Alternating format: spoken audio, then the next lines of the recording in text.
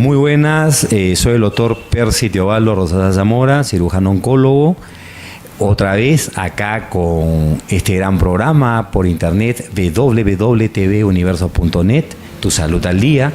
Y hoy estamos con un gran amigo mío, médico pediatra, el doctor Edgar Coquis, en la cual elabora en el Hospital María Auxiliadora como médico asistente ya hace unos años atrás, y obviamente en una empresa que él tiene con un grupo de médicos pediatras en la cual se llama Medikids, que está en la avenida Caminos del Inca, en Chacarías, en la cuadra 1670, si fuésemos un poquito más claros. Edgar, es importante tratar hoy, en estos momentos, es decir, estamos con un cambio de clima tan espectacular para unos y tan difícil para otros, es decir, quizás para nosotros los adultos estamos con un calorcito que ya deberíamos ya estar con un frío para nuestro cambio de estación, pero los niños son los que están sufriendo hoy en día. ¿Por qué? Porque ellos no están acostumbrados a estar con este calor tan fuerte y obviamente ellos se destapan, se abrigan, se destapan, la mamá que le pone las pijamas de mangas largas, mangas cortas, y al final empiezan a presentar problemas respiratorios. Obviamente yo quisiera que tú nos hables un poquito sobre los problemas respiratorios en forma general en los niños y cuáles son los más comunes que se dan. Para mí ha sido un gusto tenerte, Editar, y poder compartir contigo y que tú, por favor, te puedas explayar en este tema tan importante que es las enfermedades de vías respiratorias agudas en pediatría en niños. Perfecto, Percy, buenas tardes, ¿cómo estás? Gracias por la invitación. Bueno, el tema de las infecciones respiratorias en niños pues es un tema bastante variado y bastante amplio. Muy importante lo que decías, ¿no? Todo este tema del cambio de clima. Básicamente, en estas épocas son los dos extremos de la edad que más sufren enfermedades, ¿no? Tanto los niños como las personas de tercera edad. Hay mucha controversia, muchas cosas que los padres piensan y sienten o les han dicho sobre cómo manejar a los niños en estas épocas, ¿no es cierto? En realidad, obviamente, a más pequeño es el niño es mucho más vulnerable, ¿de acuerdo? A medida que vas avanzando la edad, pues el niño se va haciendo cada vez más fuerte, va formando lo que nosotros llamamos memoria inmunológica, el sistema inmune empieza a desarrollar, empieza a tener ciertas defensas específicas frente a diversos gérmenes, en este caso virus o bacterias, mediante enfermedades adquiridas en forma natural o mediante las famosas vacunas, ¿no? Mediante inmunización. Es muy importante que los papis sepan, porque siempre vienen a la consulta y hablan, el médico me ha dicho que esto es un problema viral, pero ¿qué es un problema viral? ¿No es cierto? Porque es lo que más se conversa en la consulta. Es importante que los papis y que las personas en general sepan de que la mayoría de los procesos infecciosos respiratorios son básicamente de etiología viral, es decir, a menor edad los niños son atacados mayormente por virus. Hay distintos tipos de virus. Conocemos al virus incisional respiratorio, virus influenza, el parainfluenza, el adenovirus. Cada virus va a dar cierto cuadro clínico, a veces, porque a veces dan síntomas muy parecidos. ¿De acuerdo? Dependiendo de cada virus podemos saber qué cuadro puede hacer. Por ejemplo, es muy común en esta época de cambio de clima, sobre todo en cambio de clima, el cambio de estación de invierno-verano, de verano-otoño, todos estos cambios de estación es donde existen el aumento y el incremento de ciertos virus. Virus que producen, por ejemplo, el resfrío común, que es solamente un simple cuadro respiratorio alto, ¿no? Hay inflamación de la nariz, de la garganta, con congestión nasal, rinorrea, moco y obviamente la posibilidad de que siempre exista un poco de fiebre. fiebre, ¿no? Después hay otros cuadros mucho más agresivos o más fastidiosos, o un poco más complicados o más delicados, que ya incluyen las vías respiratorias bajas, ¿no es cierto? Hay un virus que es muy común en época de cambio de clima, que se llama el virus incisional respiratorio, que produce una enfermedad en niños, en lactantes o en bebés menores, que se llama la bronquiolitis, la famosa bronquiolitis, que no es más que la inflamación de la parte terminal de los bronquios, de la parte de los bronquiolos, que es la parte más baja de la vía aérea bronquial, estructuralmente hablando. Entonces, obviamente, cuando una mamá tiene en la casa un niño pues pequeño, enfermo, se asusta, se angustia y acude al pediatra, ¿no? Tenemos por tradición, mal tradición, de muchas veces, en general, lo digo no solamente niños y adultos, de automedicarnos, de dar tratamientos que de repente no son necesarios, como el uso y abuso en forma irracional de antibióticos, ¿de acuerdo?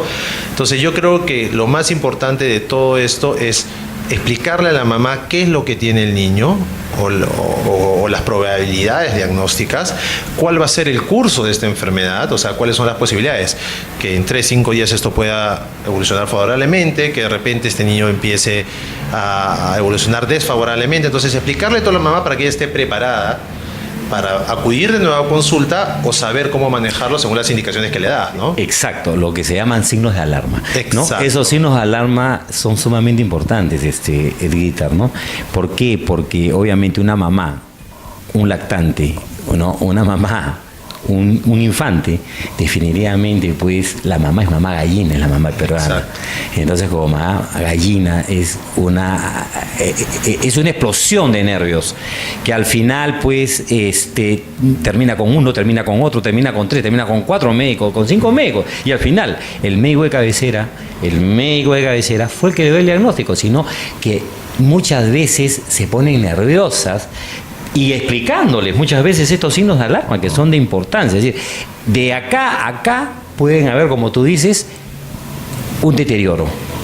Un deterioro, es decir, de repente un poquito más de insuficiencia respiratoria, el bebé está de repente con una disnea, inmediatamente llevarlo ya por emergencia, ¿correcto? Pero eso no significa de que nos estamos descuidando de él. Al contrario, es parte de la evolución de la enfermedad.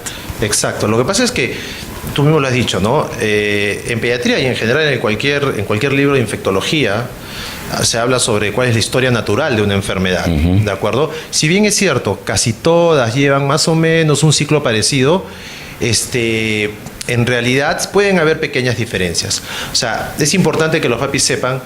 Yo siempre les hago una gráfica una gráfica que más o menos compara el tiempo y la intensidad de síntomas. Todo siempre va a empezar de cero.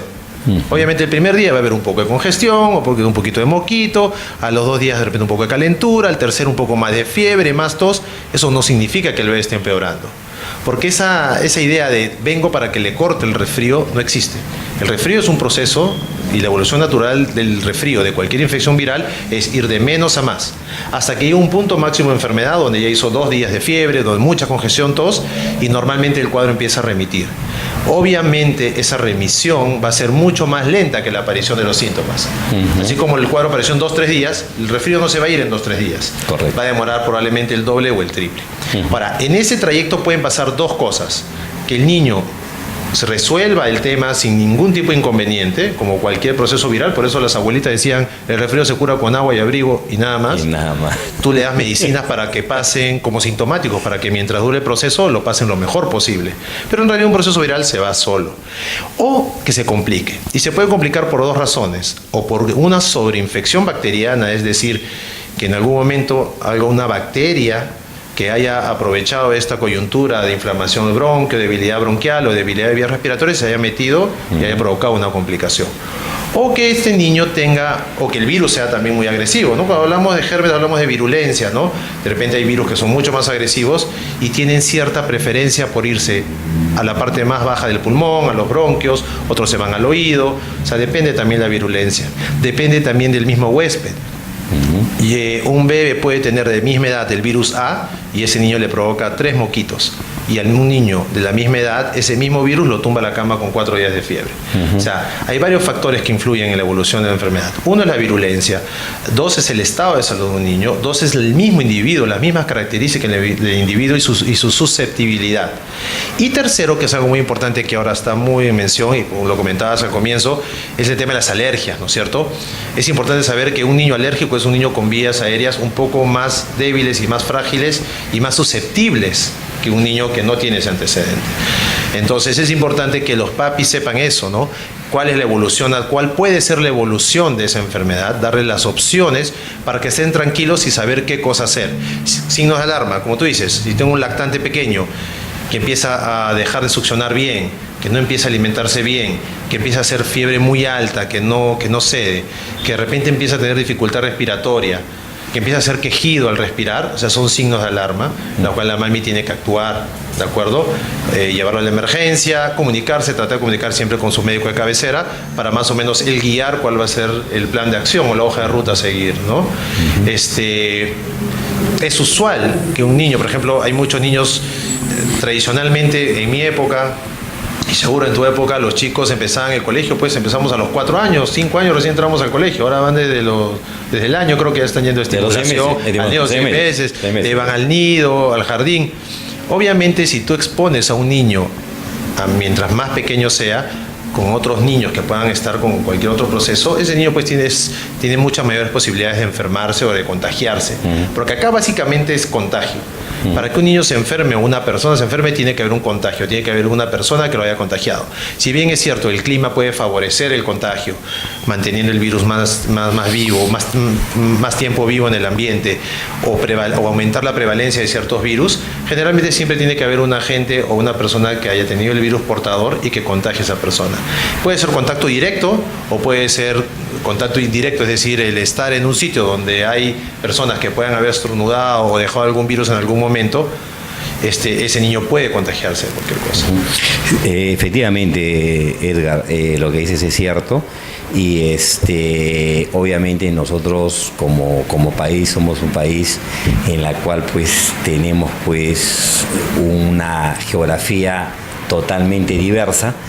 Tenemos climas y microclimas en toda su magnitud, pero Lima, como Lima, es decir, Lima se respira agua.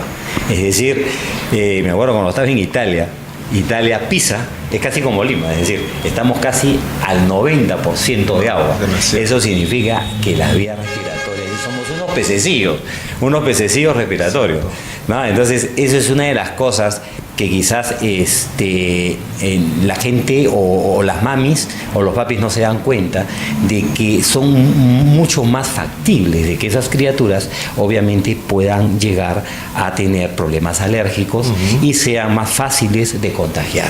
Ahora, obviamente que la parte de la inmunoterapia, es decir, la parte inmunológica, es decir, hay que pensar de que si un niño hace fiebre, es bueno que haga fiebre, no es malo que haga fiebre. ¿Por qué? Porque ahí está demostrando que hay defensa y que su organismo está contrarrestando a la enfermedad.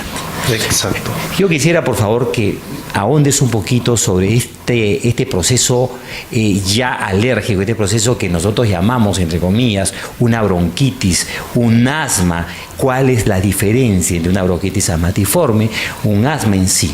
Más o menos, ¿cómo podemos Mira, hay varios términos que se han usado a lo largo del tiempo, desde que nosotros éramos muy niños, sobre el uso de palabras como principio de asma, bronquitis asmatiforme, sufro de los bronquios y muchas otras denominaciones.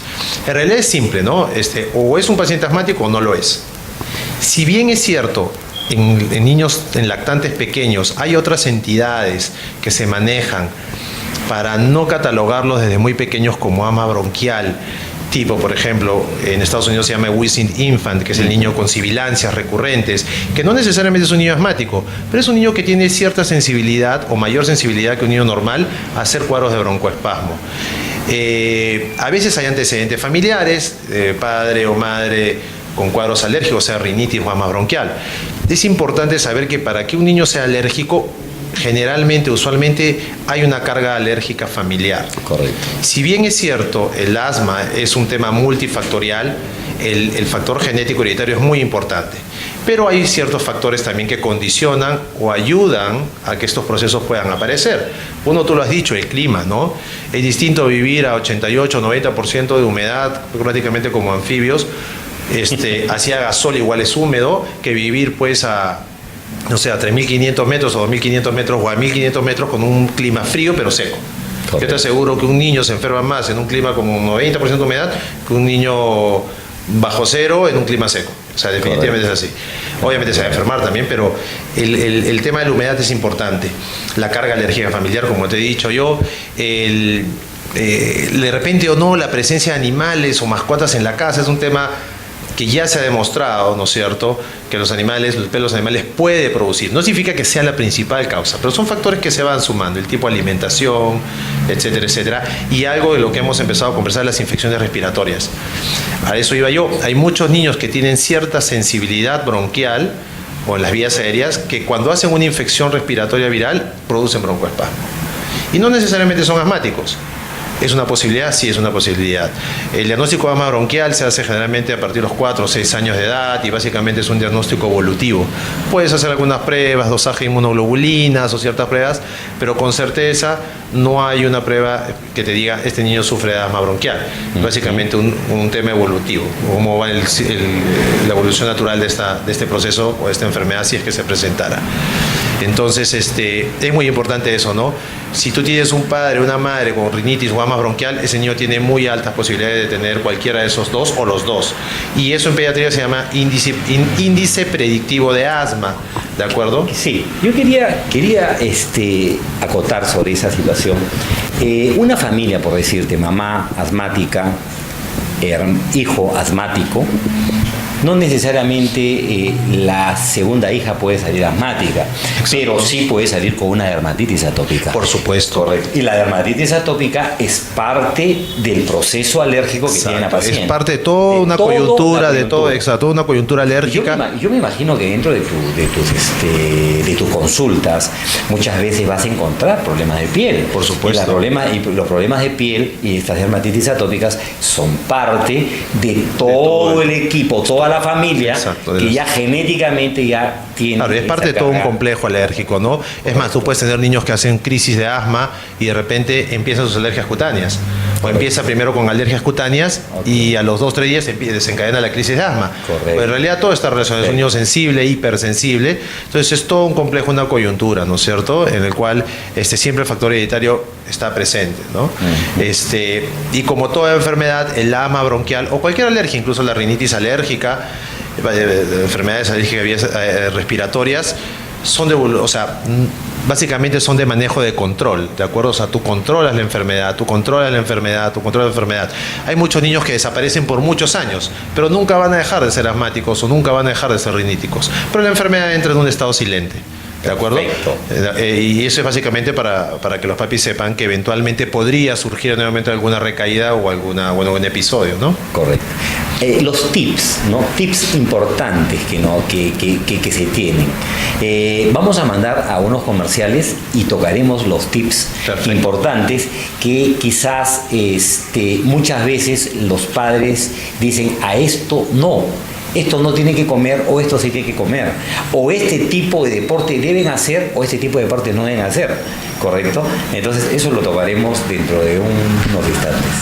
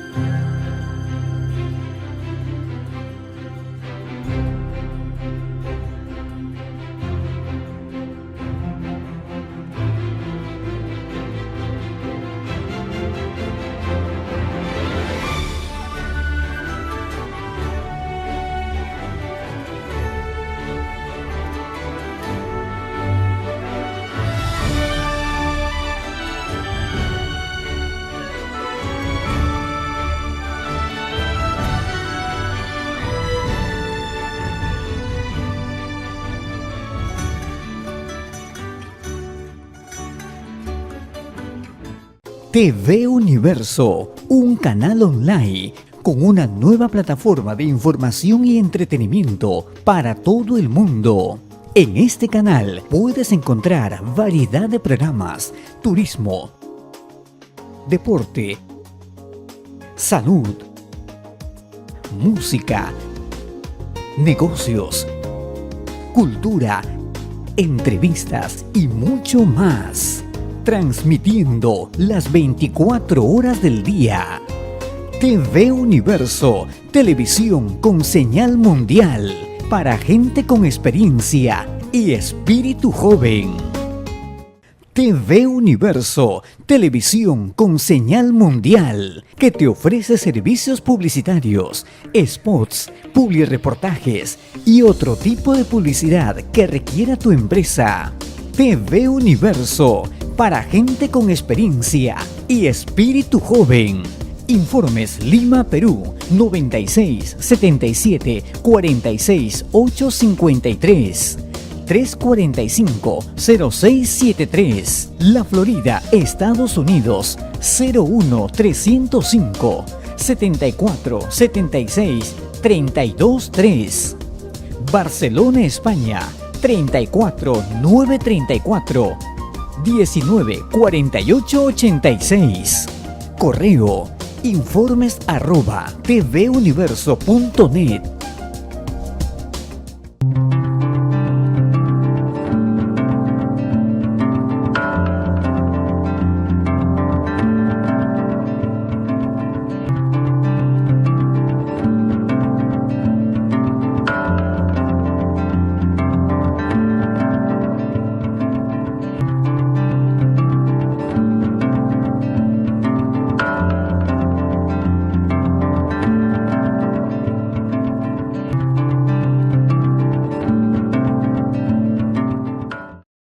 Muy bien.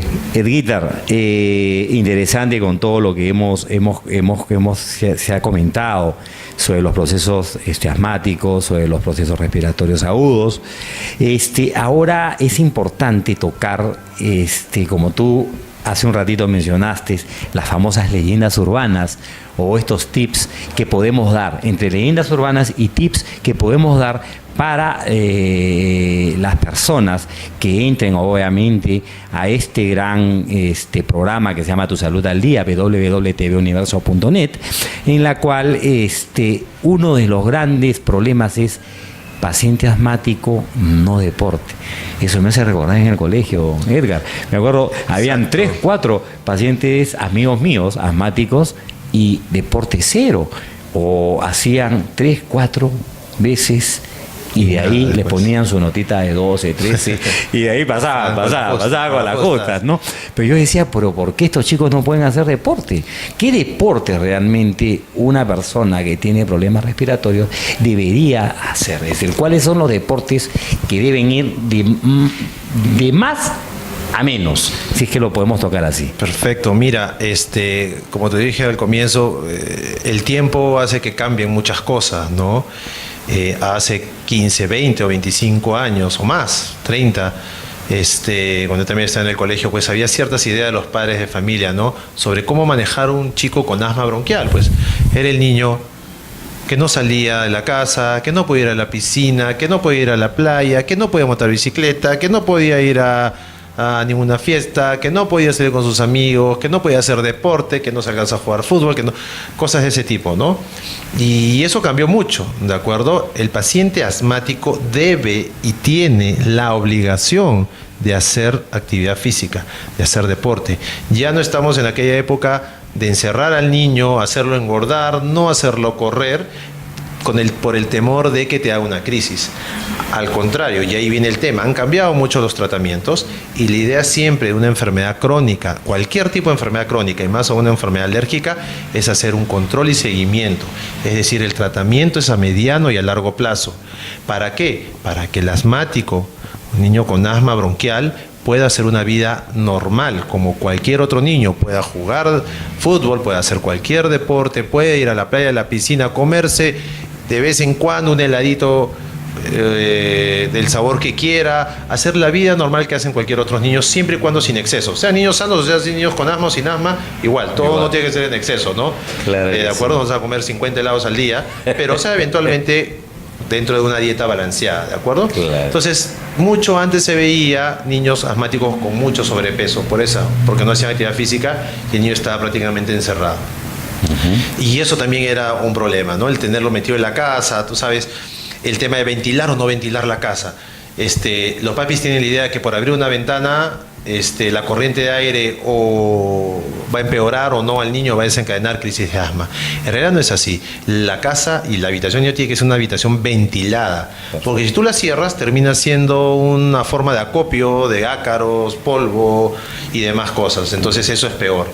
Es importante también ese niño limpiar esa habitación cuando él no esté de repente, ¿no? Aspirar el cubrecama, aspirar si hay alfombra, tratar de retirarla, o sea, tratar de evitar ciertos factores de riesgo que aumenten la posibilidad de que este niño desencadene una crisis. Los colchones. Los colchones, exacto, ¿no? O sea, evitar los alergenos. Y alergenos va desde un ácaro, desde un polvo, desde un colorante, desde un olor fuerte por un spray, cualquier cosa puede ser un desencadenante, un alergeno para desencadenar una crisis. Entonces es importante, y también es importante que los papis nos ayudan muchísimo, porque ellos son los que viven todo el tiempo con el bebé y ellos tienen que empezar a reconocer qué alergenos son los que le producen esos cuadros al niño. Nos ayudaría mucho. No, doctor, justo agarré, sacudí esto y le vino la crisis. O hice spray. Entonces nos van ayudando mucho a tratar de que ese niño se ponga en contacto con ese tipo de alergenos, ¿no? Me había olvidado sobre el tema de los deportes. Tradicionalmente se ha hablado mucho sobre el deporte de la natación para el niño con asma bronquial.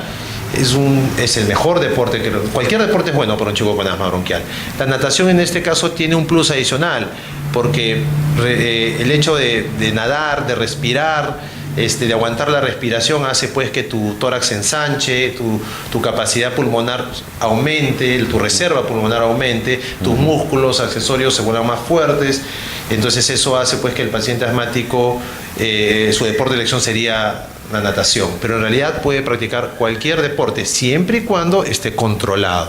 O sea, ese niño hay que controlar primero su enfermedad para que ese niño empiece a hacer deporte de manera sostenida.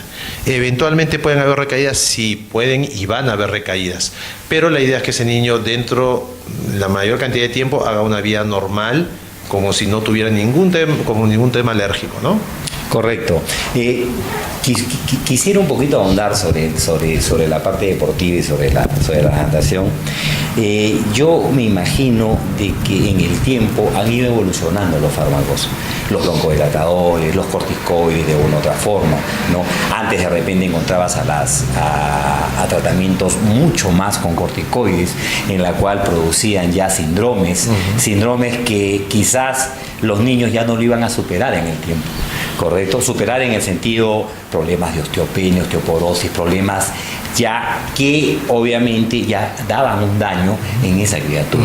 Hoy en día ya los medicamentos son quizás más localizados, medicamentos que quizás van directamente hacia la zona afectada. En este caso estamos hablando de los famosos inhaladores. Exacto. Ahora, un inhalador puede cambiar o cambió completamente la vida de un asmático para hacer deporte y sentirse tranquilo.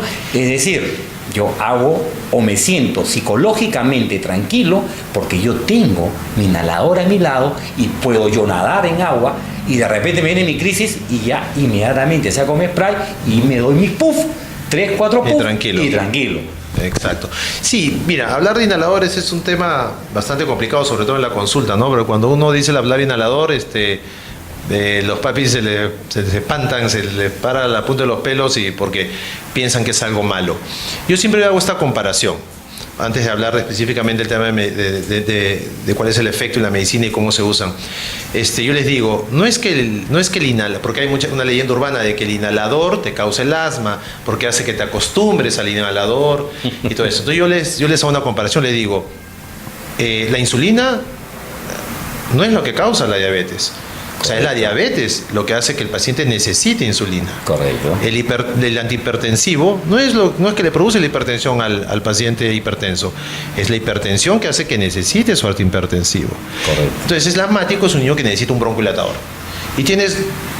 Y la mejor forma y la forma más segura y más rápida de tener un efecto inmediato es usarlo en forma inhalatoria, porque como tú dices, va directo al pulmón.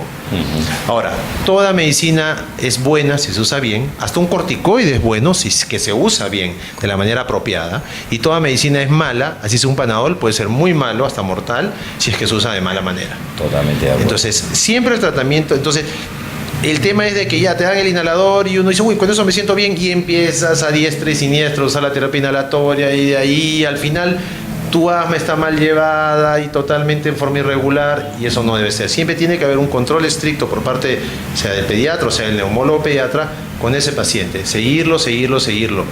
Y sí, han evolucionado mucho en cuanto a la dosificación, en cuanto al microdosificador. No existe otra terapia más importante que la terapia inhalatoria en cuanto al asma bronquial para crisis, ¿de acuerdo? Es decir, tú cuando manejas medicina o medicamentos para asma bronquial tienes que saber qué estás tratando. O estás tratando una crisis o una recaída, o estás dando un tratamiento preventivo. Son dos cosas distintas, porque para una usas unas cosas y para otras usas otras cosas. En este caso, el inhalador, el salbutamol, que es un broncohilatador de acción rápida, es el que tienen muchos niños pues en el bolsillo. Y en cierta manera sí les crea seguridad el tenerlos. Ya con el inhalador en el bolsillo son dueños del mundo. Le da crisis, pum, se soluciona el tema. Entonces, es como tener una espada... La espada del augurio de los Thundercats, ¿no? Tenerla ahí a la mano, entonces puede pasar mil cosas, pero está su inhalador. Claro. Sí, pues porque el paciente asmático cuando se siente mal, pues siente que se le va la vida porque no puede respirar, entonces eso le crea angustia. Entonces obviamente si tienes algo que se lo va a aliviar en ese momento, lo va a tener a la mano. Pero lo importante es cómo saber si un asma está bien controlado o no, es que mientras uses menos el salbutamol o el broncohilatador de acción corta, es que tu asma está más controlada. Qué bueno, claro que sí, es una forma medible definitivamente. Hay muchas leyendas urbanas, seguimos con las leyendas urbanas y ahora tocando la parte alimenticia, ¿no? Es decir, en nuestra época, digo yo porque somos casi contemporáneos, de repente un poquito mejor que tú, Evita, teníamos pues a ciertas golosinas que la comíamos solamente los domingos, porque nuestras propinas eran los domingos, y en los domingos obviamente íbamos a la tienda y nos volteábamos la tienda con chisitos, con papitas fritas, algunos chocolates por ahí, ¿no? Y unos caramelillos, ¿no? Pero hoy en día han salido infinidad, pues, de golosinas. Exacto. Y con unos tintes que tú ves a las criaturas y se quedan pegadas en las manos. Es decir, tintes anaranjados, amarillos, que no salen ni con el jabón. Sí, pues esas son unas cosas adoptadas de la parte occidental, ¿no? De la modernidad, ¿no? De otros países, ¿no? Y que no necesariamente son buenas. Como tú decías, ¿no? Hace muchos 15, 20, 30 años atrás, para comerte unas papitas, esas que venían bolsitas, tenías que sacarte un 20 en el colegio. Y casi nunca sucedía, ¿de acuerdo? Entonces, pero ahora los chicos hacen A y les cae una golosina, hacen B y de repente les sigue cayendo. Y claro. Entonces es mucho mayor... el mayor uso de ese tipo de alimentos o de sustancias que en realidad no son alimentos, en realidad terminan siendo cosas para engreír al bebé, pero que realmente tienen pues muchos colorantes, muchos preservantes. Y como te dije con las medicinas, ¿no? Es difícil o imposible negarle a un chico que pueda comer ese tipo de cosas. El tema es la cantidad, el abuso o el uso irracional de ese tipo de alimentos. Correcto. De los colorantes, los preservantes. No creo que exista ningún médico, salvo que tenga una alergia muy severa, que el niño se le diga no puede comer esto, como hay casos, ¿no? Dermatitis atópica en la cual el niño es recidivante o refractario, pues obviamente se tiene que quitar cualquier tipo de alergeno. Lo importante es eso, que los padres sepan de que ellos son los que tienen el manejo del bebé, no el bebé el manejo de ellos, ¿de acuerdo? Entonces ellos tienen que dosificar ese tipo de alimentos y tratar de entender que el abuso de ese tipo de colorantes, preservantes en la alimentación de un niño no es lo mejor, no es lo ideal. Efectivamente, Víctor, ¿no? Es decir, la vida ha cambiado tanto en la cual en nuestra época mamá siempre estaba en casa. Hoy en día mamá y papá trabajan. Entonces no sabemos como quererlos premiar a los chicos, ¿no? Entonces llegas a casa y ya llegas con un premio, y obviamente uno de los premios son estas golosinas, ¿no? Con la finalidad de creer que con eso nos vamos a ganar más a nuestro hijo, pero no es así. Es decir, yo considero, de lo que tú dices es cierto, hay que dosificar, hay que dar, sí, obviamente al niño no se le puede quitar una golosina. Las golosinas les gustan a todos los niños, ¿no? Y nosotros, mientras más adultos somos, menos ganas de golosina que tenemos, ¿no? Pero es parte de, pero sí, como tú dices, ¿no? Ya la vida hace que el papá tenga la mala idea de que le llevo un premio para ganármelo, ¿no? Es igual con el tema de las gaseosas, ¿no? Yo, por ejemplo, soy antigaseosa, o sea, que un niño tome la cantidad de cafeína que tiene una bebida gasificada, la cantidad de azúcar, claro. O de calorías, como dice, calorías blancas o calorías que no sirven, porque en realidad una cosa es consumir calorías de un alimento que te nutre y otra cosa es de un azúcar refinado, de una golosina que en realidad son vacías, calorías vacías. Entonces, hay muchos efectos que produce pues el consumo de ese tipo de alimentos. El sobrepeso, ¿no? Es sobrepeso, o sea, ahora tú ves a chicos con un sobrepeso y tradicionalmente las personas mayores siempre pensaron de que mientras más gordito el bebé es más sano. No es así. El bebé tiene que tener su peso y su talla adecuada, ¿de acuerdo? El mejor parámetro es dar peso para talla, pero tiene que tener un peso adecuado. ¿De acuerdo? Ni a ninguno de los dos extremos. Y es importante, pues como tú dices, dosificar el tema de las golosinas, las gaseosas. Hay papás que dicen, ¿le puedo dar gaseosa? Y yo le pregunto siempre en la consulta, cuando me hacen esa pregunta, el bebé tiene 1 año y medio. Le digo, ¿para qué? Y no saben responderme. No, ¿para qué pruebe? ¿Pero para qué? Claro. ¿Para qué pruebe? No, pero ¿para qué? O sea, ¿hay alguna razón especial? No, entonces, ¿para qué le vas a dar? Claro. Entonces, así de simple, o sea, las cosas tienen que ser simples, tienen que ser bien llevadas y los papás tienen que ser responsables de sus actos y del tiempo que le puedan dar a ese niño, ¿no? Y la otra leyenda urbana es los niños con problemas amigdalianos, con una faringitis o con un moquillo por la nariz. Helado, papá. ¿Pueden o no pueden comer su helado? ¿Pueden o no pueden comer una gelatina helada? ¿O eso está contraindicado realmente para los niños con un problema de resfrío, con un problema de una faringoamigdalitis? Esa es una gran leyenda urbana, ¿de acuerdo? Y que a veces hasta médicos tenemos muchas dudas al respecto. Si estamos hablando de un niño que solamente tiene un proceso respiratorio infeccioso viral, un resfrío común o una faringitis viral, en realidad técnicamente no hay ningún problema en que ese niño pueda comerse una gelatina, pueda comerse un heladito o pueda comerse algo frío, ¿de acuerdo? O sea, no hay ningún problema, ¿ya? No es a lo que ingieras, sino a lo que te expongas. Y yo ahí voy con otro ejemplo, es como decir un paciente con un cuadro respiratorio, antecedente de asma bronquial, te abra el refrigerador y meta las 3/4 partes del cuerpo. El problema son los cambios bruscos de temperatura. Claro. Pero en realidad el ingerir un alimento o un líquido frío o discretamente helado, como puede ser una gelatina, en realidad no va a ocasionarle ningún tipo de inconveniente. No le va a empeorar la faringitis, no le va a empeorar la inflamación, no le va a empeorar el moquito. ¿De acuerdo? Excelente, excelente, Edgar. Hay algo importante que quisiera que lo recalques, por favor, que muchas veces la gente no lo tiene en su disco duro, que realmente son las vacunas. Yo quisiera que recalques que las vacunas son de importancia, son factores protectores, no preventivos, y que obviamente pues sí lo necesitan. Sí, claro, el tema de las vacunas es un tema bastante amplio, ¿no? Y históricamente pues siempre ha sido la preocupación de la OMS, la Organización Mundial de la Salud, de todas las sociedades pediátricas.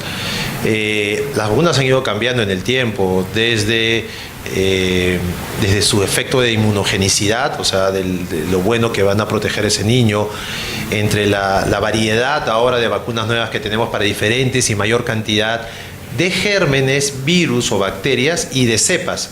Cuando hablamos de cepas es un germen, tiene varios tipos o varias familias, llamarlo de una forma, entonces da mayor cobertura. Las vacunas son súper importantes.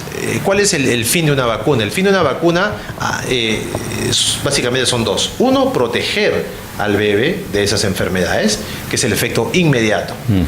Pero el efecto a largo plazo, y seguro que tú y yo no lo vamos a ver, es el tratar de erradicar esa enfermedad. ¿De acuerdo? O sea, tú vacunas, ¿por qué? Porque sabes que ese virus, el reservorio donde el virus vive es el hombre. El día que todos estén vacunados contra ese virus no va a tener dónde irse y va a tener que desaparecer.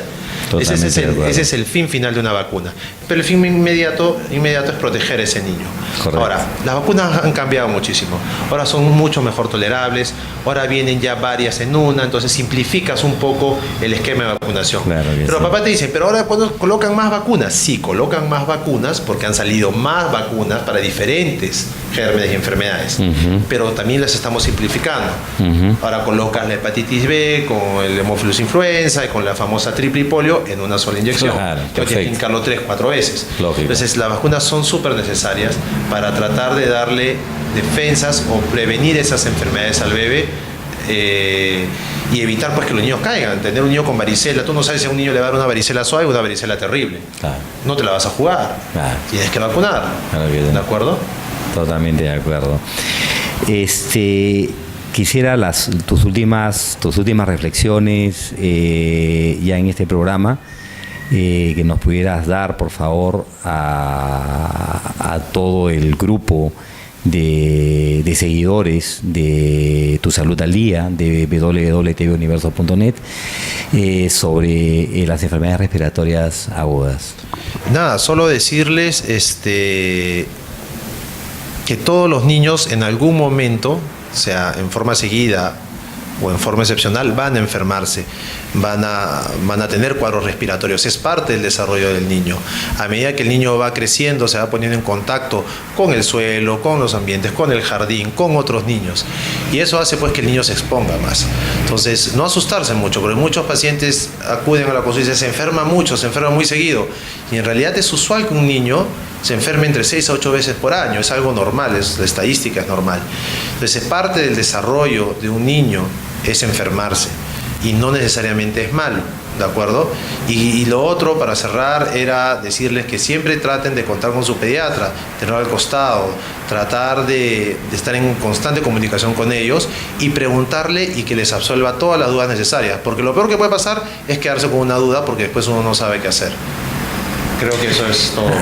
Al contrario, Edgar, yo agradecerte. Yo me imagino que todos los seguidores de Tu Salud al Día en www.tvuniverso.net van a estar muy contentos y van a cuestionar muchas preguntas, correcto, y obviamente estamos para poderlas resolver. Claro. Correcto, poderla resolver y que ellos obviamente se queden sin ninguna duda. Yo me despido a este programa de Tu Salud al Día, el día obviamente de hoy, en haber tocado un tema de tanta importancia que son las enfermedades de vías respiratorias agudas y que obviamente estamos pasando un momento difícil en el clima y justamente en nuestro país.